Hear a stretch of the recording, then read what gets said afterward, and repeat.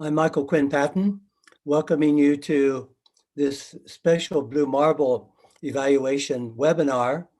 And we're going to be talking about the content of that and introducing you to some very special people.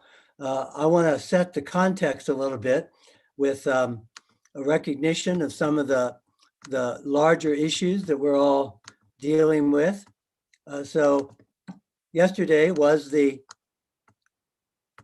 Earth Day celebration.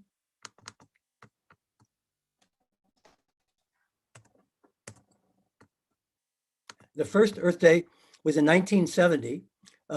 It was started by Senator Gaylord Nelson of Wisconsin. And I was a graduate student at Madison at the University of Wisconsin in 1970 and participated in that first Earth Day. It was actually inspired by the Vietnam War protests of the time, because there were teach-ins going on around the war. And they took the idea of doing teach-ins and applied it to getting people to begin to think about the environment and our relationship to the environment. The date, April 22nd, was chosen because it was after spring break and before the semester finals in universities. So the first Earth Day was very much oriented toward students on campuses, and the date was picked to try to maximize student participation. It grew from there. It wasn't intended as an annual event initially. It was an original teach-in. And I remember very much, this was my first exposure to the notion of climate as an issue and relating climate as an issue to war. And part of our theme today is about how things are interconnected, about mapping relationships and interconnections. So we're coming to you, Charmaine and I, from Minnesota. Vladimir Lenin once said, there are decades where nothing happens, and there are weeks where decades happen. And in Minnesota, we've had one of those weeks. Those of you around the world have been following the issue of the trial of the police officer who murdered George Floyd. And that verdict came in this week. It may turn out to be a tipping point in the relationships between police and people of color in the United States. Well, that remains to be seen, but it has been an important event in this journey around dealing with racism, decolonization, social justice. And part of what comes up around that in relationship to Earth Day, Blue Marble evaluation, and interconnections is connecting the social justice movement with the climate movement and the environmental movement. Historically, the environmental movement has been seen as a white middle class movement, social justice as a movement among poor people and people of color. And now we're at a time and a moment where these movements need to be interconnected, joined together around climate justice, environmental justice, seeing the interconnections among these things. We're also then, as a part of the Blue Marble principle, looking at the connection between the global and the local. So the local context for Minnesota and what's going on with that George Floyd trial and the trials that are going to be coming up of the other officers in a global context of issues of social justice. The capacity in Blue Marble evaluation to zoom out and see the big picture and zoom in and look at what's happening in a local context, to support the integration of global knowledge and local and indigenous knowledge around systems change, which is about seeing interconnections and being able to engage around interconnections, seeing the interconnections between the coronavirus, the information endemic, the economic turbulence in the world, the climate emergency, equity and justice, and seeing the interconnections between place and the larger world, between time and the sense of urgency different theories and a theory of transformation, the interconnections among people and networks that we're experiencing today, and conceptual interconnections among different ways of understanding what's happening in systems. Blue Marble evaluation is all about the transformation of seeing through interconnections, as is systems thinking. And so that brings us to the work that we're doing together today, another set of interconnections connecting place and history and time with the urgency of our larger blue marble, setting our earth, our future. So let me, with that, turn it over to Tara Lynn, who will get us started on today's journey. Thank you all for joining us. Thank you all for being a part of this, and thanks to our very esteemed group of presenters today who are going to take us on an important journey of seeing interconnections. Tara Lynn, over to you. Well, Alan Michael, that means thank you in my traditional language, which is Mi'kmaq. And I want to say, Weli Exipuk, Weli Giskuk, and Sitnokama, Ninda Louisi Milladaj, Ninda Louisi Terlin Fern. And that's a greeting, a good morning. It's great to be alive today, an acknowledgement to each of you. My English name is Terlin Fern. My Mi'kmaq name is Milladaj. And I am Ilnuch, Mi'kmaq. My traditional homelands are in the eastern coast, the Atlantic provinces of Canada, and the northeast coast of the United States. But I'm joining you today where my 2 feet are planted, where I live in beautiful relationship with the lands that have been stewarded by the Anishinaabe and Haudenosaunee peoples, just north of Toronto, Ontario, here in Canada.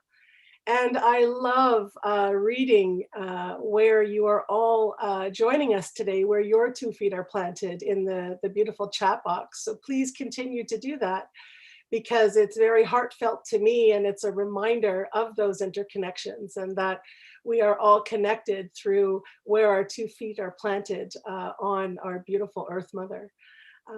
So I've been asked to open us in a good way this morning, and for our people, many times that is through song. We have a song for everything and every occasion. And so I'm going to open with a song for us this morning, and in recognition and honoring and acknowledgement, each of you that are here today, of everything and every place that you could be and anywhere you could be, you chose to be here with us. And that's very special to me and to our team that's going to be speaking today. That your time that you chose to sit in circle with us, to share, to learn, and to cultivate a deepened understanding of the work that we do, or original responsibilities, as we would say in our teachings. And, you know, Michael, it is a time for us to honor and acknowledge all those that are suffering, our families, our communities, our nations of people, and also the seen and unseen, our Mother Earth, our winged, our swimmers, the crawlers, the flyers, and all of our relatives are two-leggeds as well. And so when I sing this song, I am mindful of our connections to all of creation, and to honor the suffering, but also to acknowledge the life and the life-giving. And when I say Wili Giskuk, it means honoring the spirit of life, and this time that we are granted to be present in this moment together, to be in relation and deepen our relations together.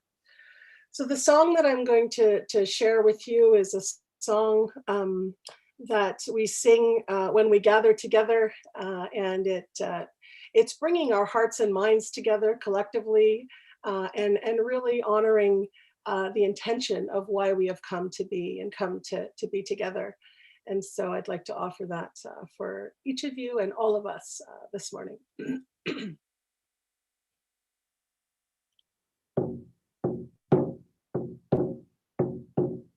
Hey, Gwando Day,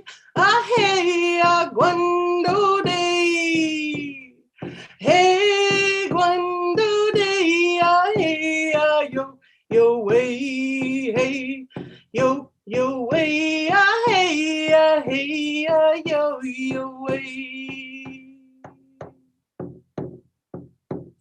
Hey, Guando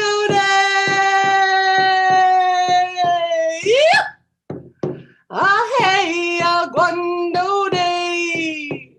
Hey, Guando day, hey, yo way, hey, yo way, hey, yo way.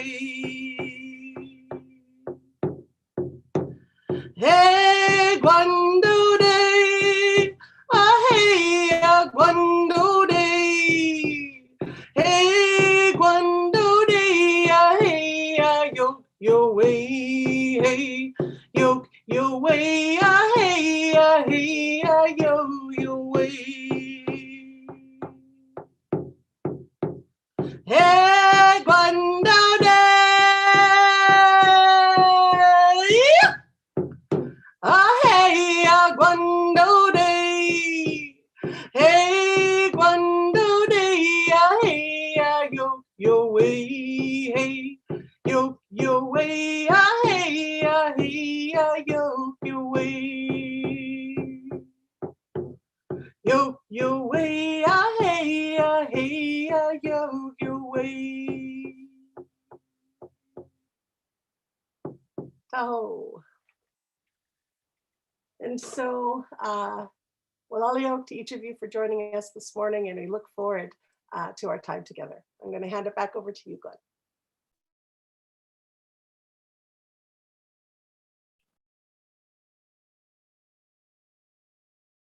Beautiful. Well, welcome everyone. Glenn Page, and I'm here with the Blue Marble Evaluation Network and celebrating several things, Earth Day, but also celebrating the launching of a really powerful work stream. So I want to just give a little bit of storytelling around the origin of this work stream that we're going to be stepping into and welcoming and really allowing for the birth of this opportunity to come forth through this webinar.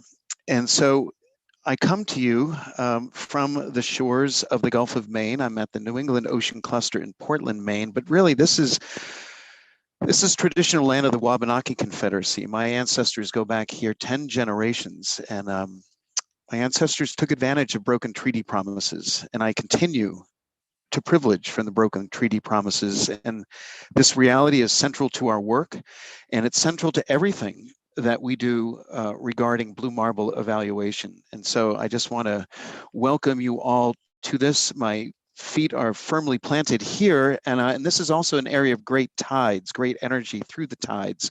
And so I'm going to tell a little bit of a story about the energy that's been happening over the past year regarding a movement towards coming together and learning how to see together. And it's been supported by some really important funding support from both the Garfield Foundation and the McKnight Foundation.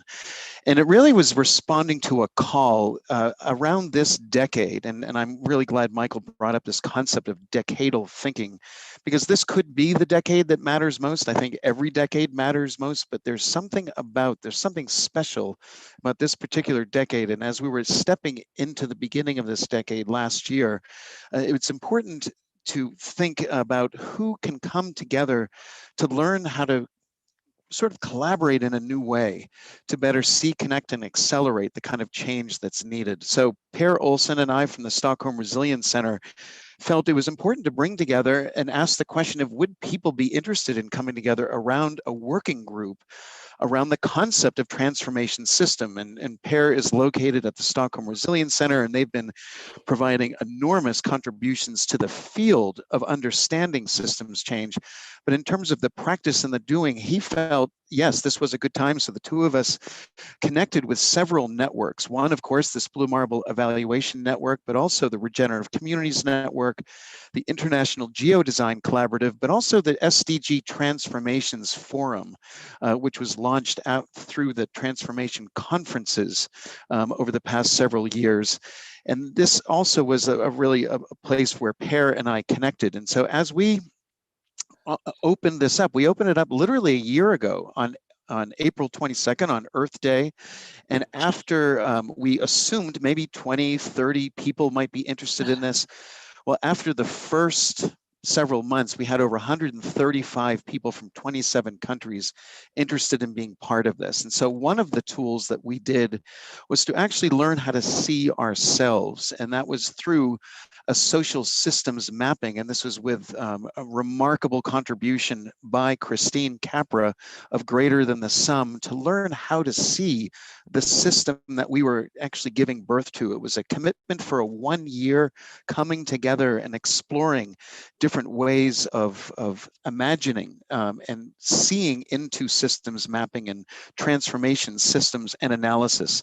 And in terms of the map itself, it really became not just a data collection tool, but in many ways the pathway of entering. So this was the onboarding, people engaged with the network as they were coming in, but also learning about each other and learning about the different dimensions.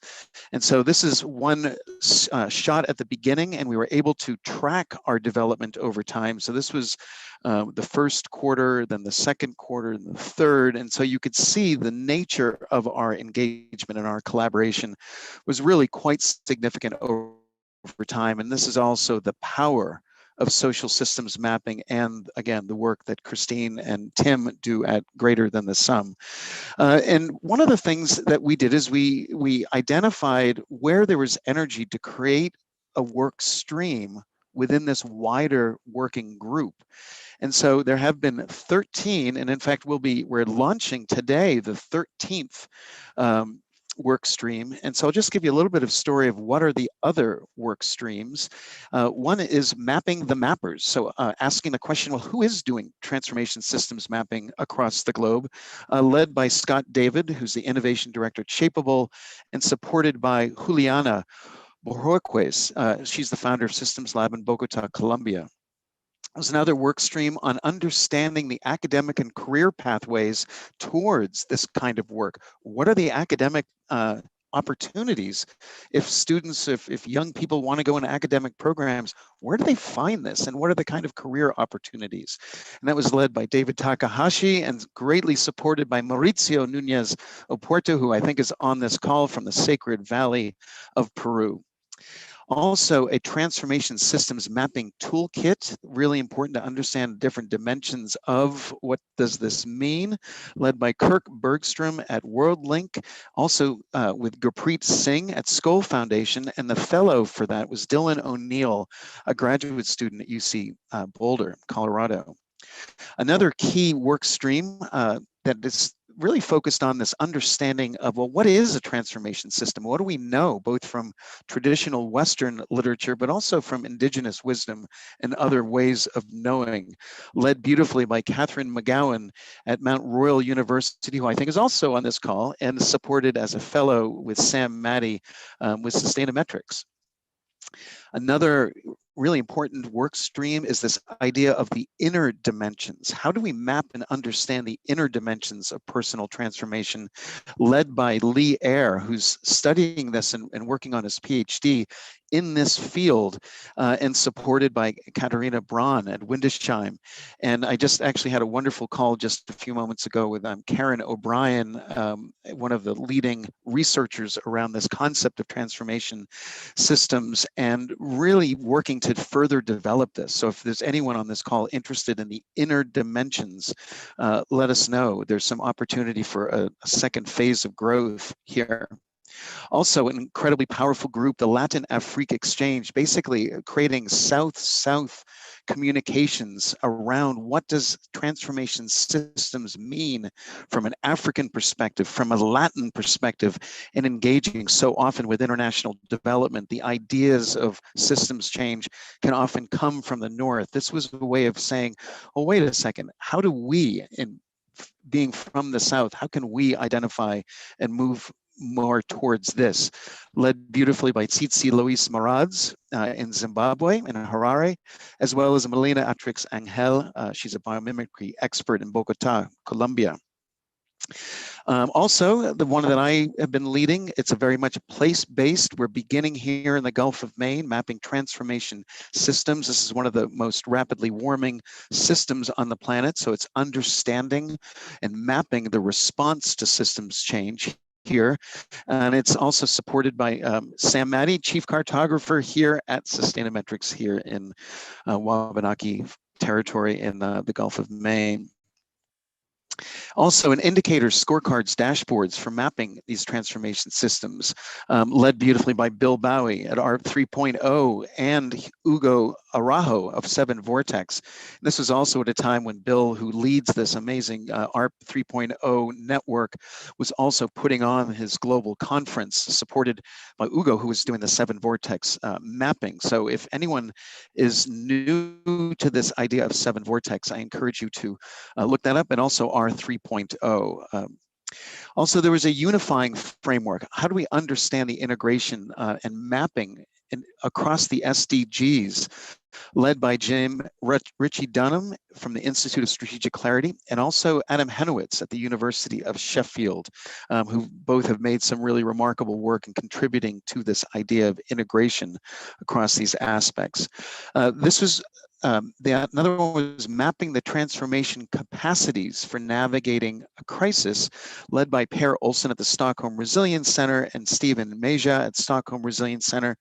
And just for a very, very quick example of what do we mean by a transformation systems map, this is something that they've done using different scales, niche scale, regime, landscape, looking at phases of transformation, what might be preparing for large-scale systems change, navigating and ultimately stabilizing, and understanding the impacts of ecological crisis, the types of niche innovations that can occur, the kind of shocks and the feedback systems from governance regimes, and then one sort of a tipping point, if there is a social political shock and a demand for an alternative governance regime, and the disruption that happens at the regime and landscape scale, and ultimately what is that new form look like. So they've done some absolutely remarkable work looking at things like the Chilean fisheries system, and a key point at the end of the Pinochet era, and moving towards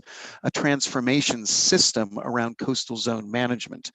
Another one being the South African water regime systems change with the end of apartheid and the disruptions that have occurred, and moving more towards an egalitarian water regime.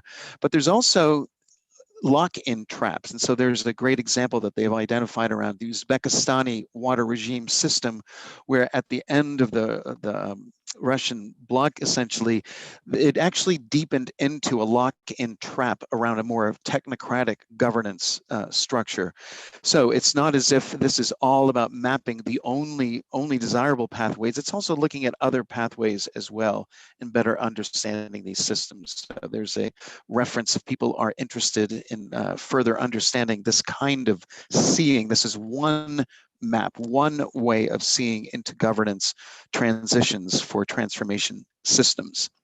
But a major aspect for our work is understanding how do we connect across these powerful work streams. And so a very visionary work stream was created by Suzanne Bowles, Chief Strategist at Cattails Strategy, also supported by the fellows Bruno Conti and Katarina Braun, to really help understand how we step into the core principles that we're working with around equity, inclusion, et cetera, and learning from each other. Also, recently formed work stream around the next economies, led by Steve Waddell and Peter Jones. Steve Waddell of the SDG Transformations Forum and Peter Jones of OCAD University, and supported as fellow Johnny Norton. And finally, the point for this wonderful webinar is the celebration of this new systems mapping, decolonizing systems mapping workstream number 13. And as we were talking about this with Mulaney and with Tara Lynn, the number 13 is important due to the importance of the 13 moons. And here are the people involved in this amazing work stream that you'll be hearing from several. You've met Tara Lynn, but also it's working with Dan Carpenter and Per Olsen, but also brilliantly supported and co-led by Aaron Alexiuk, who's also on the call. But let me now turn it over and introduce Melanie Goodchild, an absolute force of nature. And I've just been so honored in engaging with her and her amazing work. She's now in both a PhD program, but really gifting the world with the Turtle Island Institute. And I have to say, what has been inspiring on many accounts from both of these powerful women are two things. One is the medicine that helps us heal self and system that I've learned so much about, and also the reawakening of the feminine that is so incredibly important. So with that, let me turn it over to you, Melanie.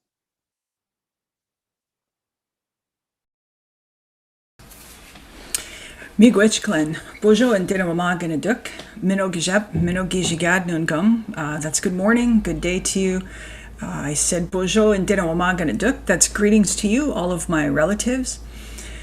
Wabshki Ogichidakwe Anang Indigenous Cause, Waba Nung Indigenous Cause. Those are my spirit names. Moose and Dodem, I'm Moose Clan. Bigtagong Nishnabig Donjaba, Kitaganzibi Donjaba. That's the name of the First Nations where my parents come from. My dad is from Bigtagong Nishnabeg, and my mom is from Kitaganzibi, Garden River First Nation, and Nishnabeg Kwayanda. So I'm a Nishnabeg, also known as Ojibwe in English, also known as Chippewa, Salto. And I'm here in Crystal Beach, which is where I live. We're about 20 minutes south of Niagara Falls.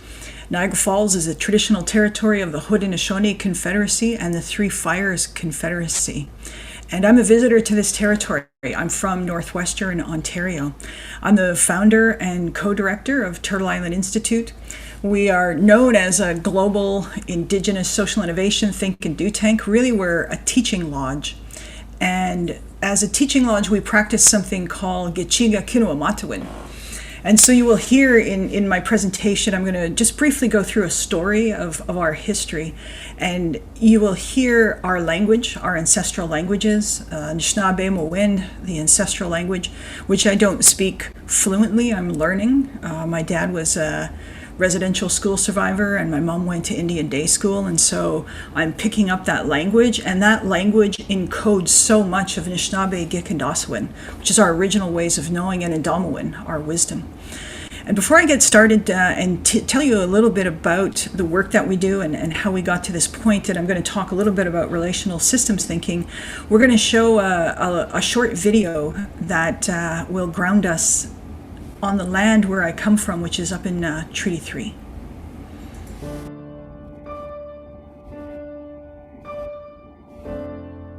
Our actions have caused harm to the earth, and without her we can't live. Surely we can wake up and remember how to do well. A lot of people in the that we live in view life as we're beyond, we're above nature and below nature, when in actual reality we're just part of nature. In our ancestral ways of navigating the world, we understood the interconnected web of life and our sacred place and responsibility in creation.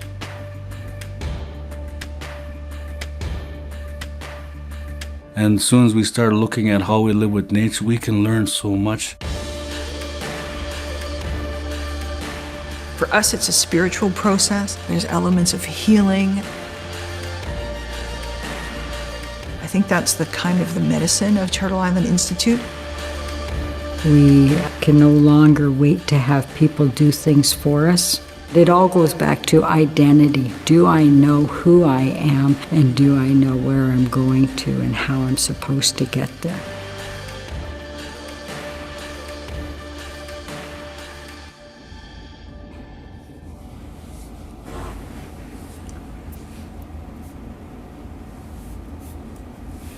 Miigwech, I'm going to share my screen and take you on a little journey of how we came to be and the work that we've kind of put out into the world so far, which really informs this work stream that we're launching, spoke about. And so this is an approach that we're taking to decolonizing systems mapping and analysis, and it's called Relational Systems Thinking, and it builds on some of my work. So I'm a PhD student, PhD candidate in social and ecological sustainability at the University of Waterloo here in Ontario, Canada. And I'm going to tell you a little bit about my journey and how, as an Anishinaabe scholar, I came to be in relationship with, systems thinking, complexity theory, and resilience thinking. So in 2015, I attended a program for 28 days. It was a residency at the Banff Center, and it was called Getting to Maybe. And it was co-hosted by the Waterloo Institute for Social Innovation and Resilience here at the University of Waterloo. And the professors that I met there were Dr. Dan McCarthy. Actually, it was incorrect name, not Carpenter. It's Dan McCarthy, who's the current director of WISER. And at the time, the director was Dr. Frances Wesley, and she wrote a book called Getting to Maybe. And this is where I was first introduced to systems thinking.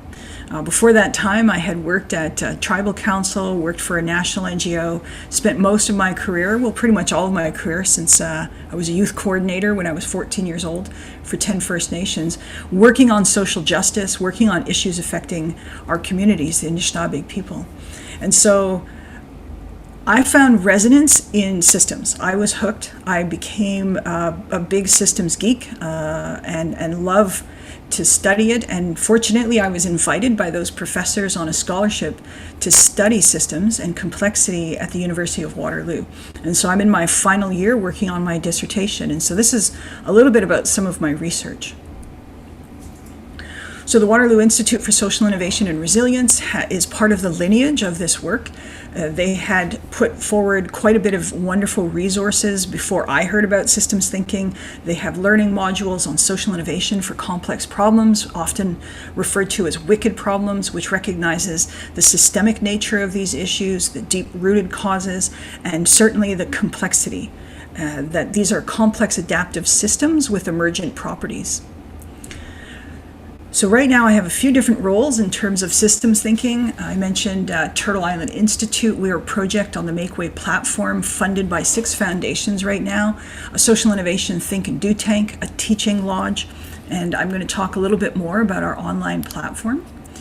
Also, I'm a research fellow with the Waterloo Institute for Social Innovation and Resilience, and WISER is one of the partners that's co-convening this work stream number 13. I'm also on faculty with the Academy for Systems Change and a contributor with the Presencing Institute. And I'm one of the team members, designers, and faculty for the Wolf Willow Institute for Systems Learning. So I wear a few different hats, all kind of focused on systems. So from a Western theoretical perspective, there's a deep lineage that goes back quite far to systems thinking. The Romantic movement, systems thinking with German organismic biologists, the concept of Gestalt, then in the 1900s, cybernetics, the general systems theory that I think a lot of systems folks are really familiar with in 1968, complexity theory. Then came nonlinear dynamics, deep ecology, I think folks have heard of. Often, though, there's this Cartesian fallacy within some of these approaches. I mean, the lineage is about recognizing irreducible wholeness and the idea that all of the systems that we're talking about are living systems, but there's still kind of a dualistic thinking around these systems as being separate from us, that there's a separation of mind and body, a separation of us as human beings from Mother Earth. So I really appreciated the systems lens and its focus on relationships and interconnectivity. I thought that was really resonant with Anishinaabe, Gik, and Dosawin. This is my favorite when I'm teaching people about systems and introducing Indigenous communities to systems. A systems thinking systemogram from Arnold and Wade helps us really recognize some of the really important contributions of the Western lineage of systems thinking, understanding dynamic behavior, feedback loops, understanding structures, understanding that systems occur at different scales and are embedded within multiple systems.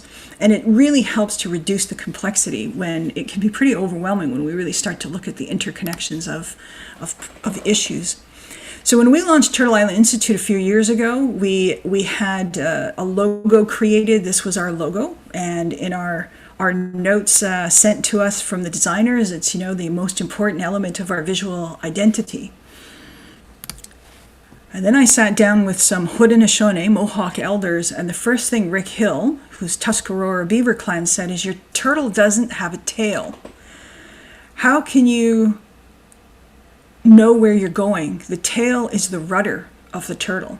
And it was significant because we had, used our logo and really started putting our name out into the world for a couple of years at this point.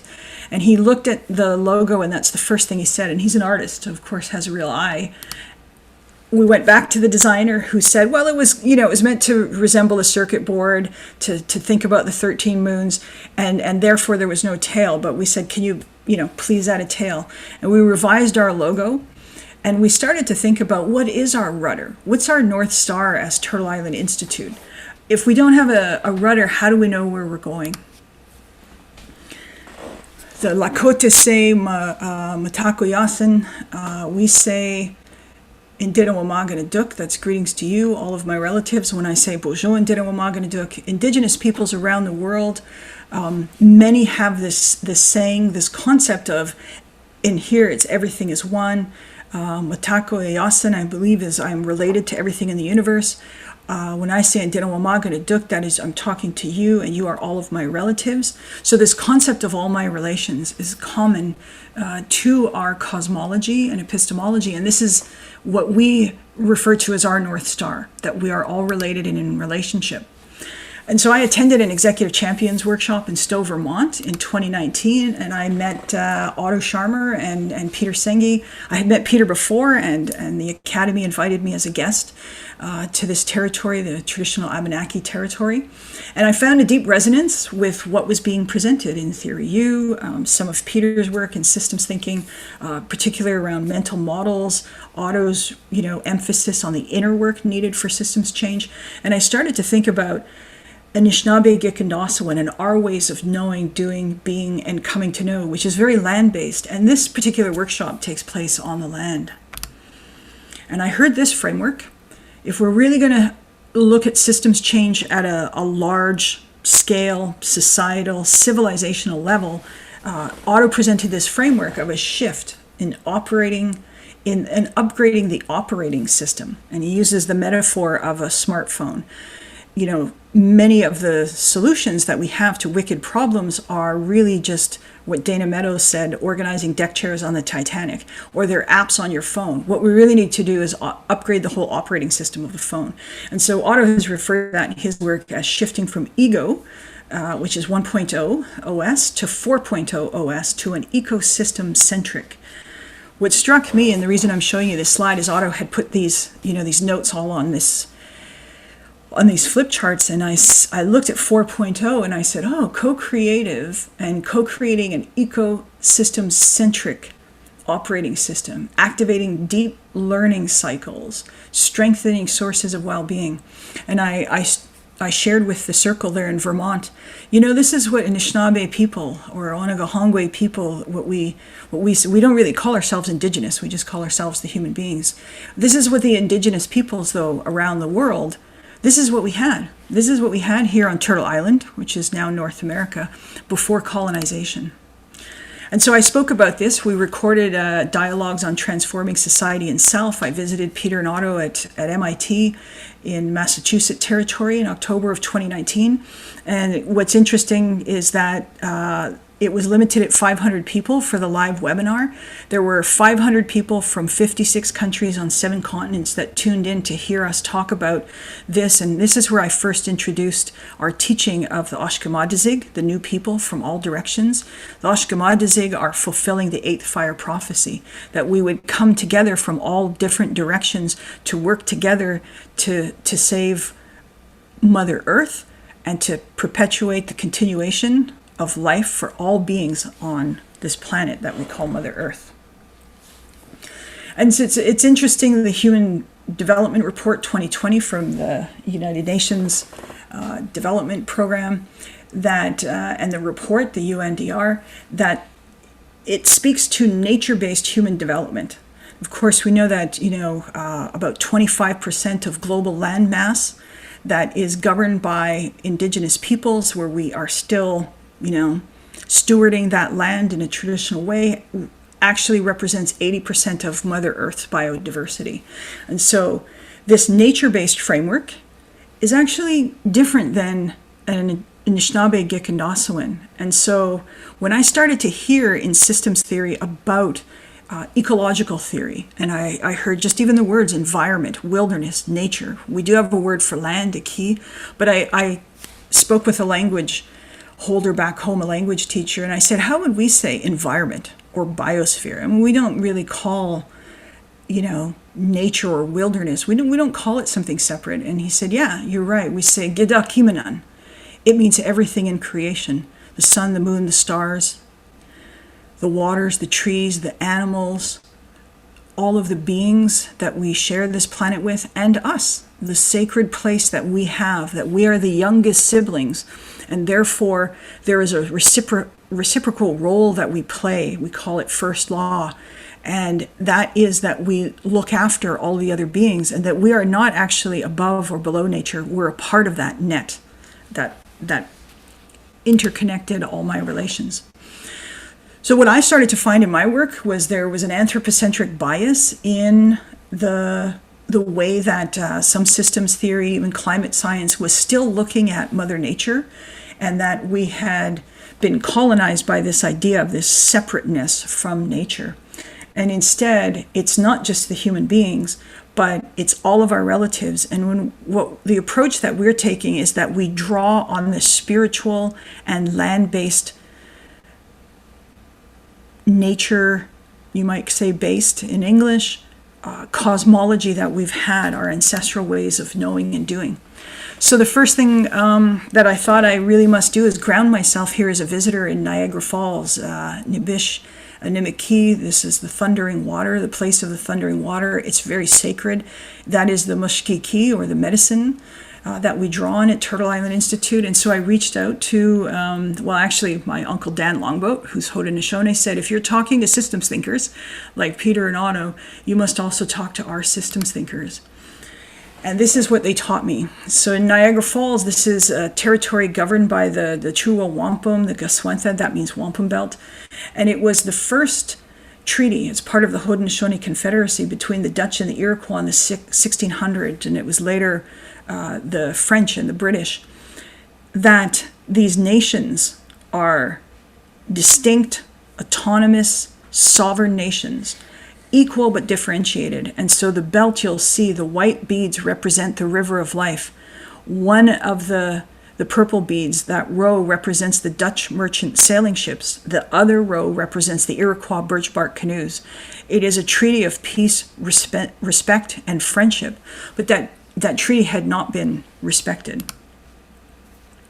And so relational systems thinking draws on the two-row wampum belt, equal but differentiated, sharing the river of life together. This is part of the Silver Covenant Treaty, and so it's about brightening our minds. We have to repolish that treaty, and that's what that means, to brighten or polish. And so we're bringing back these teachings. So I recorded conversations, sitting, offered tobacco to the elders, recorded conversations that Peter and Otto and I had, and really, I think this work of relational systems thinking and the approach we're taking to mapping is translating or bridging different ways of knowing. So we published this journal article. It came out a few weeks ago in the inaugural issue of the Journal of Awareness-Based Systems Change, and I'm also fortunate to be on the editorial board for that. What we talk about in that article is bringing back Ganagohoya, the good mind. It's a core teaching of the co-inquiry into deep systems awareness that we're doing at Turtle Island, and we cannot be without, it cannot happen without the spirit being activated. So relational systems thinking centers relationships for mutual benefit. This is the framework. Quickly, I'm just going to share systems thinking. We can sort of think of that history on the left.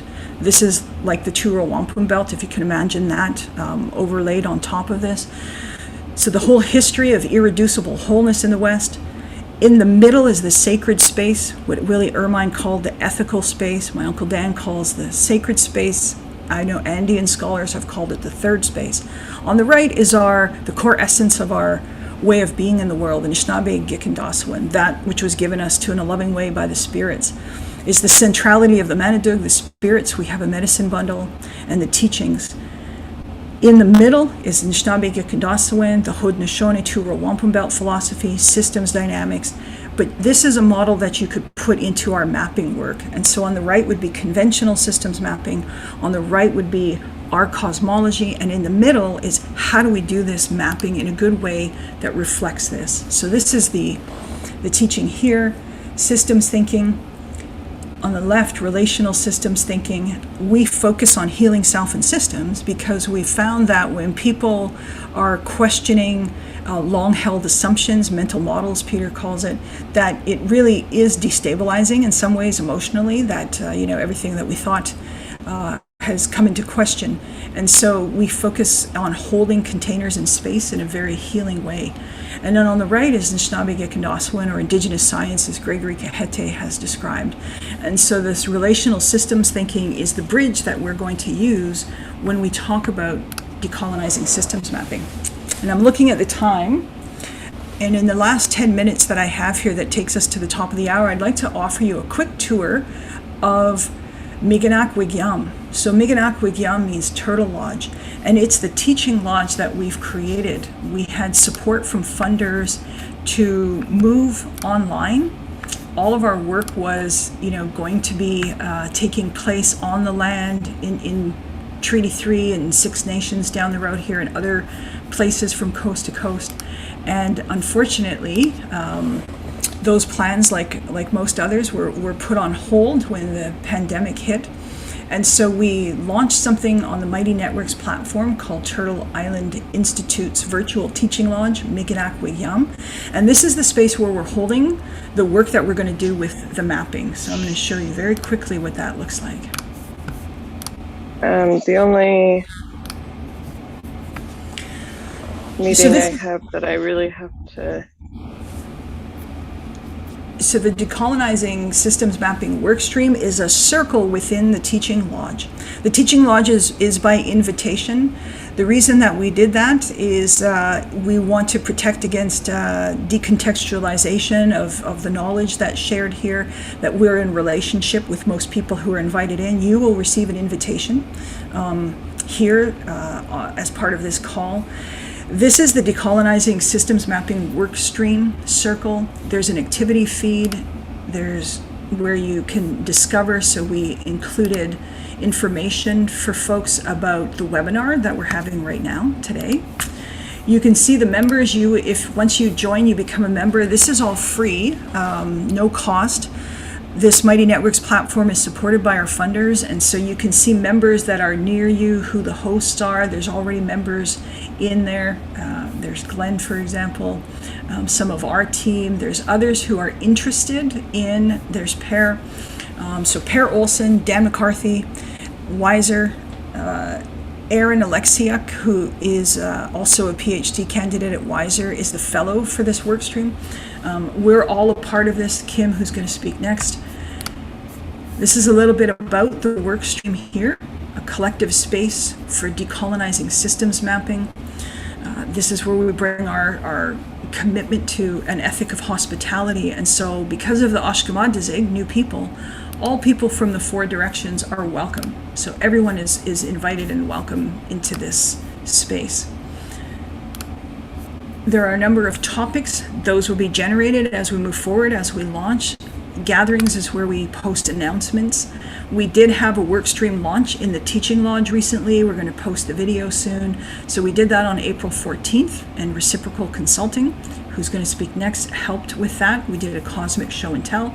They'll tell you a little bit more about that.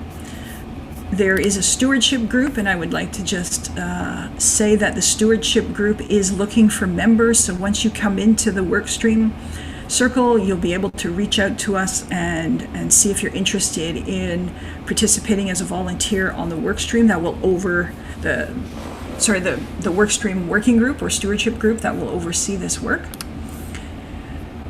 And these are going to be where we share our knowledge bundle protocols around appropriation, the way that we share, how often we do our work in ceremony, There's no recording of that. Those types of ethical considerations will be explored there. And there will be a stewards drop-in that's being hosted by Teralyn and Kim Vanderwoerd from Reciprocal Consulting. And I'm going to turn it over to them now, because that is what we're going to learn about next, is the stewards group and our approach to evaluation. So you'll be invited into this circle. There'll be a link in the chat box. And then you will also have access to the full Turtle Island Teaching Lodge, where you will see a number of things that we do, and projects, circles, workshops, topics, etc. So Apichigo Miigwech Bizindawiyug, thank you for listening. And I'd like to turn it over to Teralyn and Kim and Sophia, who are going to share a little bit about our approach to evaluation during this work stream work. Miigwech. Oh, Miigwech Mulaney, thank you so much. And just for everyone, we did post the link, the invitation link into the lodge, and it is an extended invitation. We want to welcome you in as part of our lodge family. It's really important for us to be in relationship, and so that is why we would like to extend a welcome to you. And we have a few technical folks that are supporting us. So if you're trying to log in, they can help and support to ensure that you get there. And just a note, at 12:30 today, there is a live tour of the lodge if you do get in there and after this call have time. But look forward to seeing you there. So I'm going to share my screen really quickly here. Everybody see? So it's really important. I'm just going to briefly talk a little bit about our approach in decolonizing practice, because there's many schools of thought out there. Can we decolonize and indigenize at the same time? And how do we do that? And what does that look like? And so for us, it's really important in our wisdom-seeking process that we're coming to know through a matricultural perspective that's rooted in relationality and care. And so I'm, as Mulaney mentioned, co-director of Turtle Island Institute, and I've got about 25 years of working in Indigenous with community, with my own community and nations, but also with over 350 Indigenous communities across Turtle Island. And most recently, before joining the Turtle Island team, I worked for 2.5 years in the National Inquiry for Missing and Murdered Indigenous Women and Girls, which was a Canadian investigation inquiry where we traveled coast to coast to coast, hearing the truth and stories of over 2,200 women, family members, and survivors of violence. And so in how we come to know in our process, it's really important that we rematriate those ancestral ways and that we center the wisdom of our community scholars, our grandmothers, our women, our clan mothers, to go back to the ancient speakers of those clan mothers and understanding the linguistics and the cultural aspects. So for us, in our process of coming to know, our wisdom-seeking process, it's about deconstructing colonial and patriarchal processes, interpretations, and analysis, at the same time that we're reawakening those cultural and linguistic ethics of matrilineal care. And then simultaneously, we're reconnecting with the alliances of the cosmos and understanding who, how, and what we are in relation to the broader sphere of wholes. And so a quick little example of that, when we rematriate our teachings and go back to the language, many of you might be familiar with Etowoptimunk, which is two-eyed seeing, which was brought forward by one of our beloved dear elders, Albert Marshall, and his late wife, Medina Marshall, and really talks about that two-dimensional way of looking and way of seeing and coming to know and understanding through the Indigenous worldview and the Western worldview. And when we go back to rematriate our ancestral ways and understandings, we have so many guideposts of how to do this work in a real ethical way. And so these are petroglyphs that are from my territory in Mi'kma'ki. And this symbol here, our whole worldview of who we are, how we are, is encoded. But colonialism started for my people of the Wabanaki Confederacy back in the late 14th century. And so in order to decolonize our practice, we have to decolonize some cultural aspects and linguistic aspects as well. Because that process of colonization, a new epistemology was embedded in our worldview. And so I'm working with clan mothers and grandmothers to rematriate the ancestral way of understanding and describing our Mi'kmaq language. And today's just a little snapshot, but if you're interested in the stewardship group, we'll go a little bit more deeper into how we do this and how this relates to our practice. So when we go back to the language and we really rematriate, we get a larger, more complex understanding of how to engage. And in the work that we're doing, our wisdom seeking process, whether it's evaluation, research, programmatic aspects. So Edo-Optimunk, which is the two-dimensional lens, sort of sits in the middle. And that's, again, that Indigenous and Western aspect. And when I sit down with Albert Marshall, and we've been chatting a lot about two-eyed seeing, one of the things that he noticed is, over the almost 20 years, Edo-Optimunk was meant to be action-oriented, but a lot of times people take the concepts and the framework, and then the action aspects are not fully embedded and immersed. And so when we started to call upon the language, what we found was Gedo-Optimum really is the first part of that. It's that one-dimensional lens. It's us as a researcher, an evaluator, coming into this experiential process and critically questioning and understanding how we are wanting to come to know. So it calls on us to be really reflective and looking at our values, our belief systems, our assumptions of what we're bringing into the processes that we're investigating or seeking to understand better. And then it also requires us to be reflexive in really looking at how our paradigms or understandings and belief systems, or our systems of knowledge that were familiar or more dominant for us, how they might impact our engagement in the process. So we are not separate from our wisdom-seeking journeys. So we move along, we have a term called Wedamoptimin, which is sort of the process of wanting to bring more minds and more perspectives are needed in our investigations and our coming to know as we move along this path. And so we move from the one-dimensional lens to the two-dimensional lens of Edo-Optimum. And then when we rematriate our language and we go back to our teachings and our full concepts of understanding who we are and where we come from, we look at this term Medo-Optimum. And that meh, when you add that meh into Edo-Optimum, it really requires two things. One, for us to expand into a multi-dimensional lens, broaden our lens of how we're looking at it, more sort of spherical in scope. But it also requires us to go deeper. And so that is a sign, a guidepost to us that we are not separate from these processes, that we are deeply, deeply enmeshed and entangled. And it also calls us to honor knowledge diversity and different various systems of knowledge. And that knowledge could be from other two-leggeds, from different nationhoods and different understandings. It calls us to ask, what is the waters teaching us? What are the stars telling us? What do the birds have to say about what it is that we're doing? Where are we opened to hearing and understanding and learning from different, more holistic, complexes, areas of knowledge? And so Mega Mahan and myself are just looking at this larger context of the research and the evaluation, and really calling on, in our practice of decolonizing, that we are not recreating a colonial method or analysis, that we're actually really looking at these guideposts through our language, calling on that to really lead the way. And a lot of that is embedded in the matrilineal perspectives of relationality and care.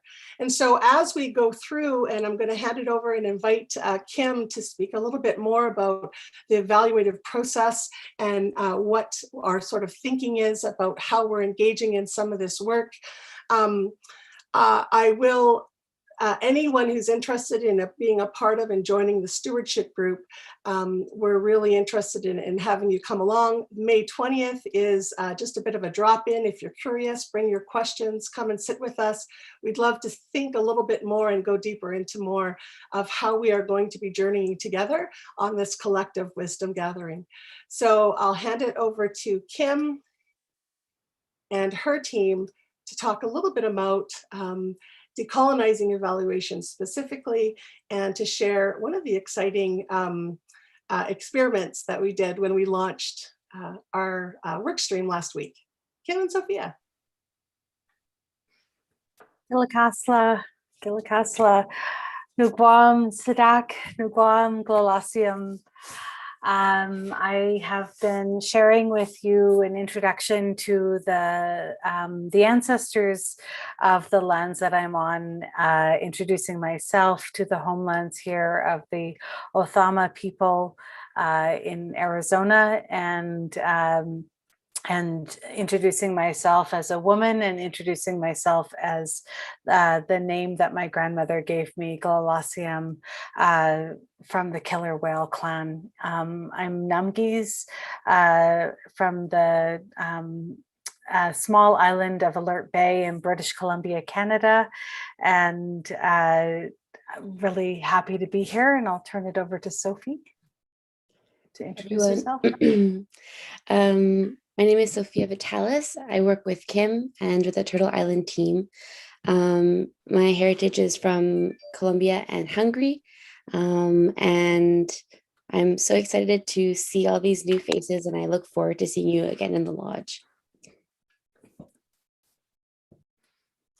So we are with Reciprocal Consulting and have been doing evaluation work for probably about 25 years. And we are so honored and thrilled to be at the table, at the family table with the Turtle Island Institute to talk about decolonizing systems mapping and the evaluation of that. And I'm so thrilled that the conversation is centered on rematriating, and that is something that we would really like to bring forward as part of the decolonizing process in this work. I think if we think about the evaluation field, one of the things that we're finding as Indigenous people is that we really feel like we're in need of a paradigm shift. And one of the things that we talk about is that it's no longer enough to evaluate for accountability. It's not enough to evaluate to learn. We have to evaluate to transform. And I think that has been a common theme throughout our session this morning. The notion of healing and the notion of the interconnectedness, that's been something really central in the conversations that we've been having with Turtle Island, the Turtle Island team.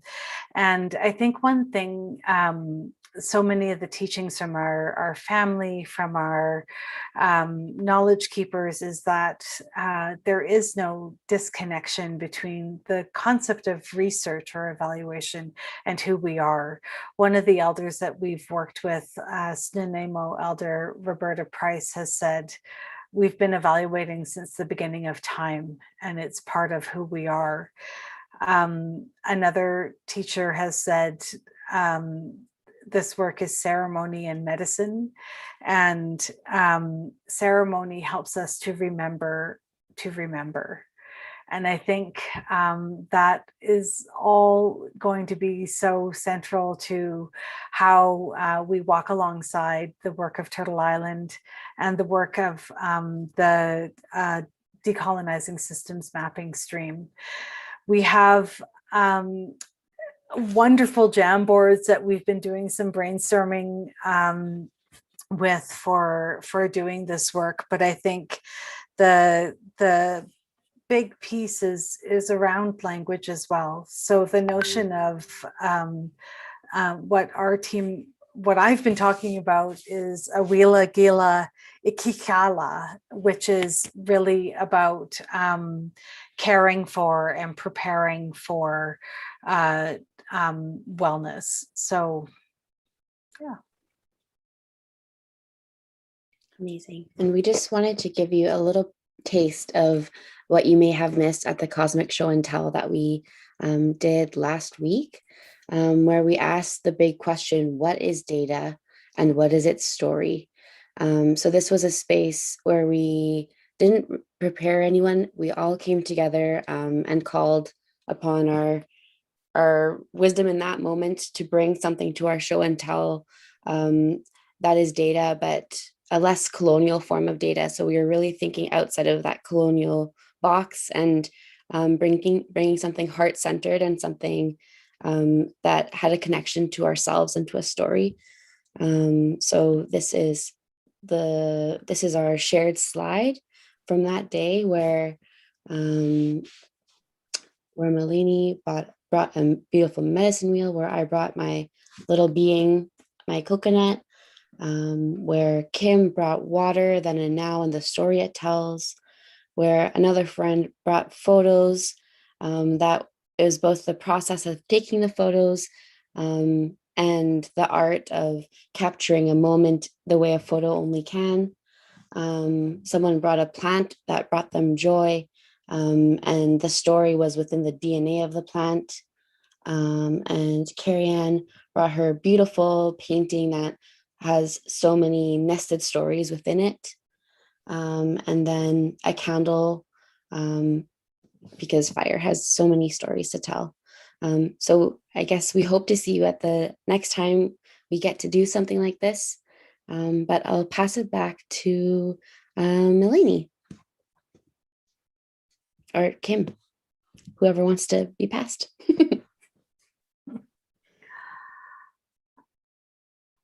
I'm happy to pass it back to Melanie and Teralyn. But just to say that what we really wanted to do with this Cosmic Show and Tell was to see that, and the whole notion of interconnectedness, I think that was a real takeaway that we wanted to have, was that this doesn't exist outside of us, that this is part of us. Yes.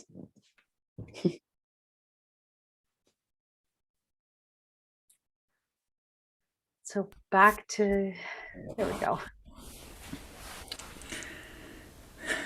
Miigwech, thank you, Sophia and Kim. Teralyn, did you have anything else you wanted to share before I open up for conversation and reflections? No, I would love to hear, I think, carve some time out for conversation and questions from folks. I'm just going to log into the lodge here to see if anybody's made their way in. But we can move into that. Okay, miigwech. So in the time that we have remaining, most of our work focuses on different methodologies for dialogic based co-inquiry. And so in the spirit of that, we're going to invite you now to ask questions, both to unmute yourself if you would like to do that and introduce yourself, and ask questions of anyone on the team as part of this presentation, or in the chat box, and we'll be monitoring the chat box. The working group is just getting started, I should say the work stream, but I did want to congratulate and acknowledge the working group overall, and acknowledge Michael and Glenn for inviting us here and giving us the opportunity to present some of our work. We did launch the work stream a week ago. The folks who were in the lodge and already part of that circle were invited to participate. That's how we'll be organizing ourselves. So if you're interested in this work and being a part of the Decolonizing systems mapping, it's very emergent right now. And I just wanted to share a quote with you as we get ready to move into questions.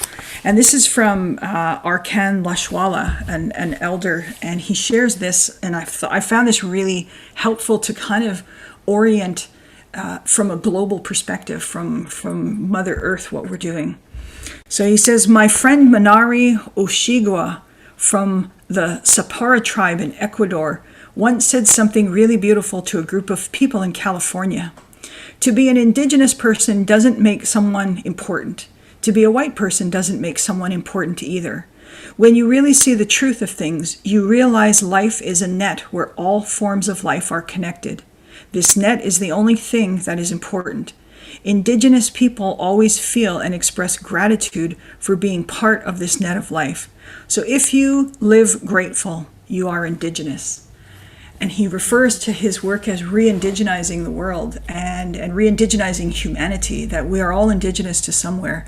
And I really like that framing, and I think I would invite you as you consider asking a question or introducing yourself, and you can just also reflect. But we're really re-indigenizing the processes and the tools of systems, but also re-indigenizing humanity. And in the article, Dr. Dan Longboat, my uncle Dan Longboat, talks about kind of reactivating the spirituality of this work, or Auntie Diane talked about bringing the soul to systems work.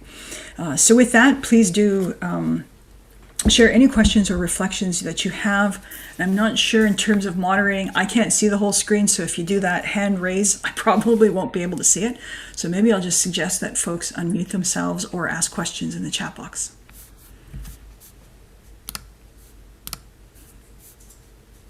Melanie, this is Michael. I wanted to pick up on your last point. Thank you all for such a inspiring and marvelous presentation. People in the chat have been very moved, and I've been very moved. But I wanted to pick up on your last point about re-indigenizing, and wondered about your decision and process for deciding to focus on decolonizing as opposed to re-indigenizing. Part of what's been coming up for me is that in addition to decolonizing, we need to demilitarize, we need to deindustrialize. The language of Western culture and of evaluation in particular is very military language, being strategic, targeting things. All that language comes from the military. The input, output, logic models, efficiency is all out of industrialization and manufacturing. So there's a number of Ds that we need to do, and you capture that beautifully in re-indigenizing.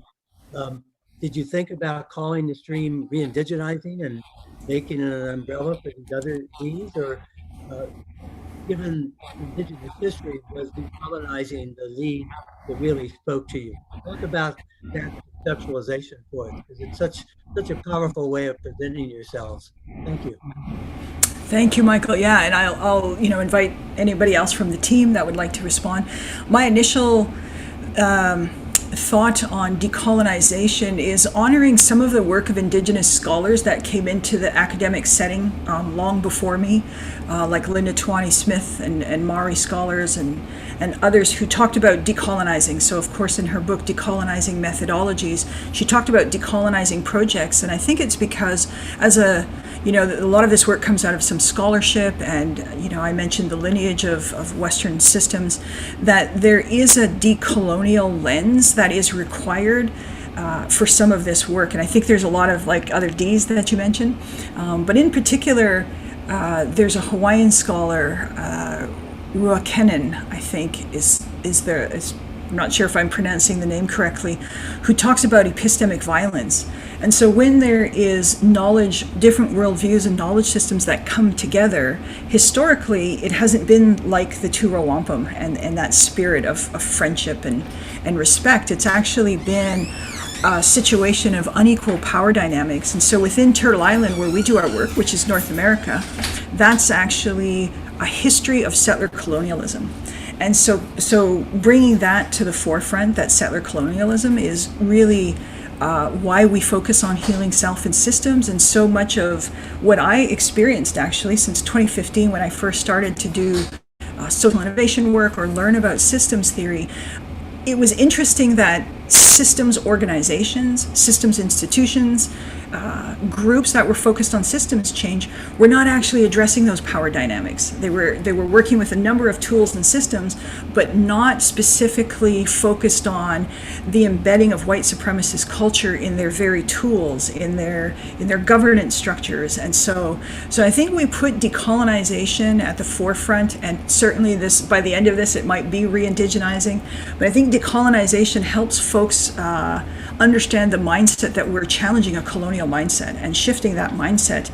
It's pretty challenging. We were not really, socialized to think that way in our education system, and so it is a big paradigm shift, as Kim mentioned. And I think that we really don't refer to it decolonizing ourselves. We call it centering, Anishinaabe, Gik, and Dosawin. We use verbs, we use our language. But when you're translating work across cultures, across oceans, to other cultures, I think internationally people understand the concept of colonialism. So we may very well refer to it as re-indigenizing by the end. So I don't know if anyone else on the team, Miigwech, wanted to, if Terrell, Kim, if not, we're ready to look at, I think there's some more questions in the chat box as well, but thanks, Michael.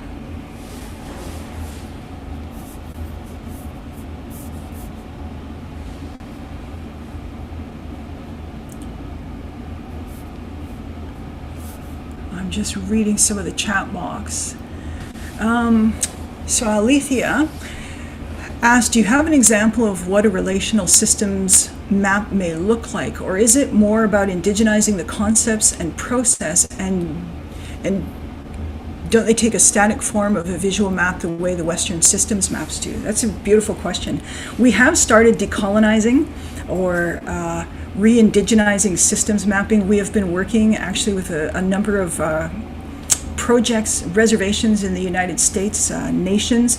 One of the things that we've learned, and we've been sharing this with those communities, is in the process of mapping. So if, I shared that in my screen, an actual, kind of 2D map and what that looks like. One of the things that have come forward is the importance of language. When you map in English, it predisposes you to a certain mindset. So when we started mapping, and we did a workshop in Lil'wat Nation in British Columbia, they talked about their teachings of self-government and their language, and we prioritized the use of their language. And verbs, usually we're thinking about feedback loops, and we're mapping, balancing, and reinforcing feedback loops. All of that becomes a very different practice. And so we've been working with Peter David Stroh on some of our mapping. Wiser, Aaron, and Dan, we're using a software called Kumu. I mean, even the software programs need to be decolonized, quite frankly. There's so many things embedded in the way that the world operates, and it's about values. It's about shifting values, and what's really important. Storytelling is really important.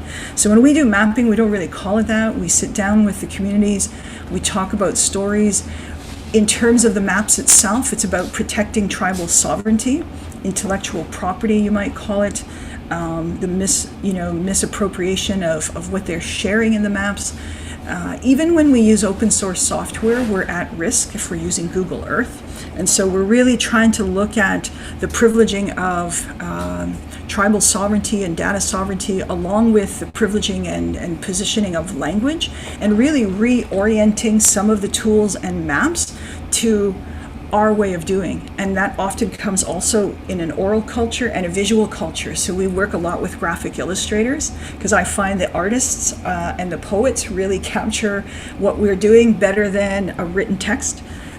And that's why there's poetry in the Relational Systems Thinking article and the True or Visual Code. Even the presentation of that article is different. So the answer to that question is we don't know what the maps are going to look like. We certainly know that there's 2D maps on Kumo and looking at it, but is it someday going to be like Otto and the Presencing Institute when they do 3D mapping? I've done 3D mapping. I did that in Tyendinaga, Mohawk Territory, and some other communities, and the elders love it. If you've never seen that, it's using models and toys to map a system at A. So you look at the system regime or identity now, and what do you want that system to potentially look like in 10 years? And then we look at it from the 4 directions and ask, well, what's the difference between map A and B? In other words, what's the new basin of attraction? and how are we making the current basin, deep basin of attraction, meaning kind of like the status quo, what are the leverage points to shift into a different new status quo that's more appealing, right? That there's undesirable outcomes of the current system. So that's going to be for all of us to discover, quite frankly, is what are these maps going to look like in the future? Thank you so much. Thank you. Are there any questions any of the other team is reading and would like to respond to? I'm doing a time check. Oh, we've got about 5 more minutes before we wrap up.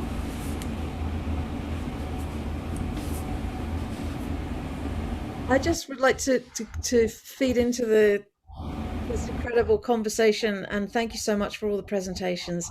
My whole body is just like a forest alive with activity, listening to things that are so resonant. I just wanted to let you know I've joined the network. I hope everyone else here does, the Mighty Network community. I've been doing a lot of work. I'm an artist and a healer, but I have an academic background as well in consciousness studies. So my interest is about bridging the cognitive gap in all the different ways of knowing that exist for us as humans and the way we're designed, between the westernized mind and the belonging mind. And so that's a lot of my work with dynamic emergence, which I'll be sharing a bit because it might be helpful for people as a language to simplify things down to sort of the energy of interaction and presence. But this is just tremendously inspiring. Thank you. Miigwech, I'd like to thank you so much. I'd like to also share Nikki Bowman. I haven't met you yet, but I'm really I'm thrilled that you're here. And your question in the chat is, can you talk about systems work in relation to nation work, i.e. data sovereignty, policies, treaty rights, data science, citizen science, governance, creating an evidence base when tribal nations work with non-tribal partners? That's where a lot of the power can be leveraged for good or harm. And I hope we someday can go beyond do no harm to being a good relative, loving the artistry, language, poetry, and oral teachings with our mapping. Dr. Joseph Robertson is a Lakota data citizen scientist I work with.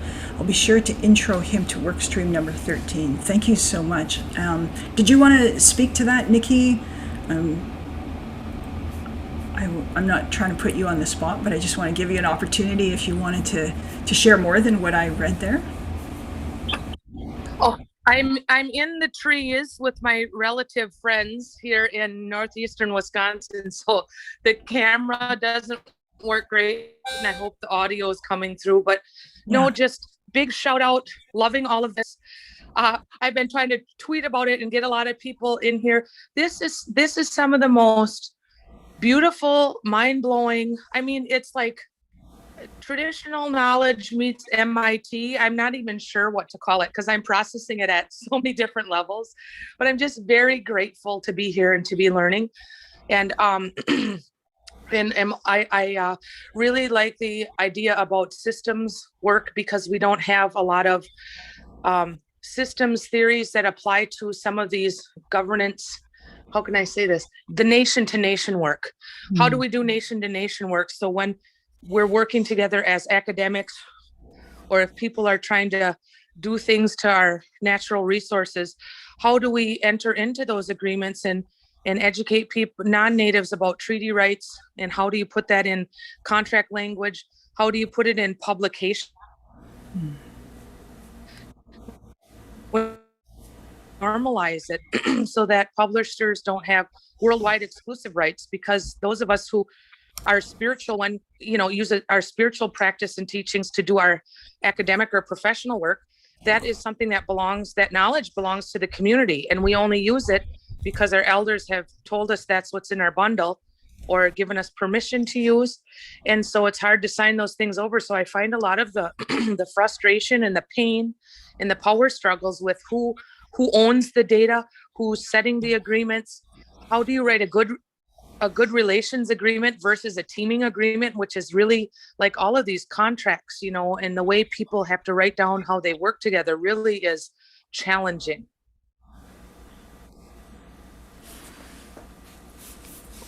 Thanks for letting me talk. Miigwech. Thank you, Nikki. Kim? Great to hear you talk, Nikki. It's been a while. Yes, Hi. Hi. It's such a big issue. I know in Canada we've done a little bit of work with what is called the OCAP principles of ownership, control, access, and possession, and it's First Nations oriented as opposed to Métis or relevant to the North. And there's different ways of thinking about the data sovereignty, but ultimately for the purpose of self-determination, that data should be gathered for the purpose of self-determination. I don't, with the notion of nation to nation, like I always, like in my body, as you were saying that, Nikki, I was thinking back to how our communities survived and thrived with the potlatching ceremony from where I'm from, and how communities came together to have that nation to nation sharing and reciprocity. How that translates into today and how we do that now is something that I see as an opportunity with the decolonizing systems mapping to really tap into that ancestral memory and ancestral knowledge, that cellular memory that we have, to unpack that more. I'm really looking forward to that conversation. And I think too, because critical race theory comes out of legal studies, actually, if you look back. So I remember having, I don't know if it was Francois, I think that was his name, from Canadian Eval Society. He was a fellow.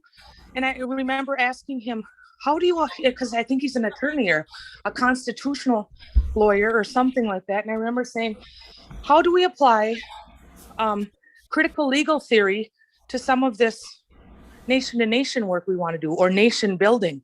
That was one question. He's like, I'm not sure, but that would be something really good to do.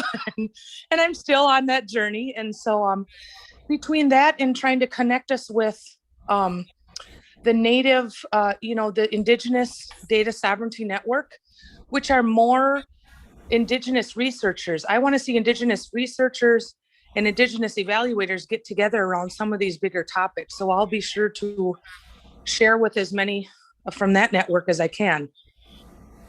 Amazing. Oh, miigwech. Thank you, Nikki and Kim. I'm looking at our time, and that we would like to maybe shift it back to Glenn and Michael to see if they have any closing comments, and then turn it back to Tara Lynn for a closing song. We will certainly be continuing this conversation and these types of dialogues. We're so happy to see all of you here. In the Teaching Lodge, that is where you can have kind of regular contact with us. I also put our email address, admin@turtleislandinstitute.ca. That's where you can reach out to us. Glenn or Michael, do you have any closing comments before we ask Tara Lynn to, as my Uncle Dan, the Haudenosaunee, say, when we come together with a good mind. And now that we are leaving, we're not closing the conversation. What we are doing is we have rekindled the fire, and we're each taking an ember with us from this conversation. And so Tara Lynn will offer a song to send us on our way today. Glenn? With such gratitude, thank you so much to all the presenters, to all the participants, to everyone and your networks. Please share this important word, share this important offer, this opportunity, and this window into how do we step into seeing the world anew. So with that, I'll hand it over to you, Michael, and then we'll have that lovely closing. Our deepest thanks for rekindling the fire. I don't want to stand in the way of the song for one moment. So Tara Lynn, please take us home. Laliok, everyone, for your presence today. This is the digadang. It's the drum, and it's a helper. And the spirit of this drum is meant to not only awaken within us our own openness and awareness to connection of all of creation, but it's meant to bring medicine through song, through my breath, through my voice to you, to where your 2 feet are planted. So I want to say, Walaliok, thank you for your time. Thank you for all the knowledge. Thank you for all the spirits we invoked that sat with us today. And we look forward to being in continued relationship with you. So I'm going to sing a song in honor of, that's a part of my bundle from our West Coast sisters that are working and walking with us at Reciprocal Consulting from the other saltwater shores.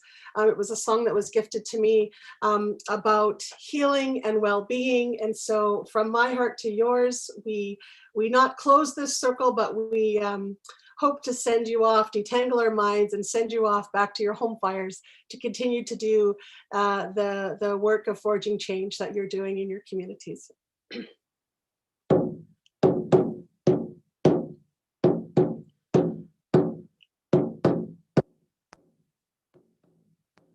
Oh, ho, why, yay, hey, why, hey, hey,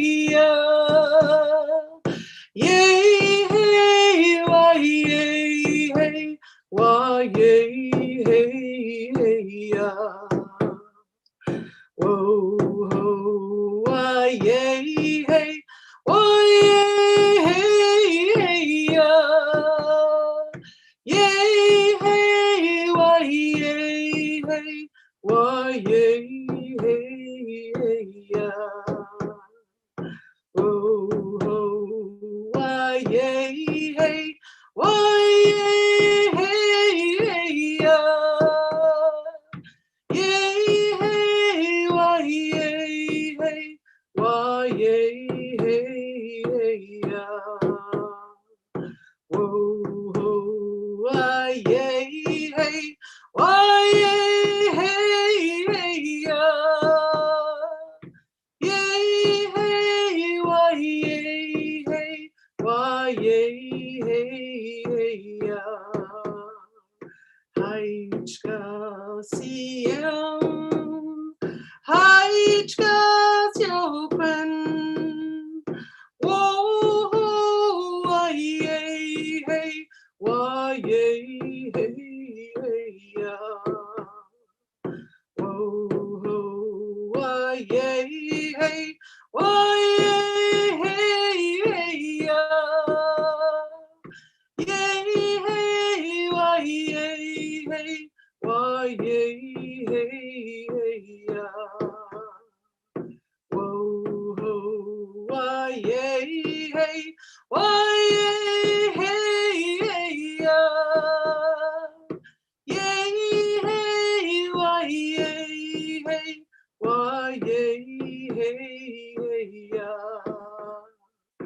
Haichka siem, Haichka siopen, whoa, why, yay, hey, why, yay, hey, hey, whoa, why, yay, hey, why, yay, hey, hey, yay, hey, why, yay, hey, why, yay, hey, hey, whoa, why, yay, hey, why, yay, hey, hey, yay, hey, why, yay, hey, why, yay, hey, hey, whoa, why, yay, hey, why, yay, hey, hey, yay, hey, why, yay, hey, why, yay, hey, hey, whoa, why, yay, hey, why, yay, hey, hey, yay, why, yay, hey, why, yay, hey, hey,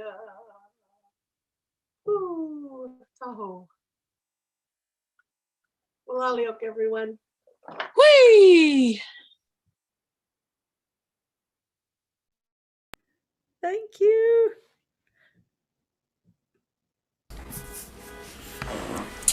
Thank you. That was wonderful. Awesome. Thank you so much. Miigwech. Maybe everyone can unmute yourselves and say in your language how you would say Gigawa Min Minwa Bamapi. Thank you. Amotes. Ito. Yay, song yay. Mama Pikwamen. Thanks, everybody. Thank you. Anishik Nialagomati. Een dikke pieper.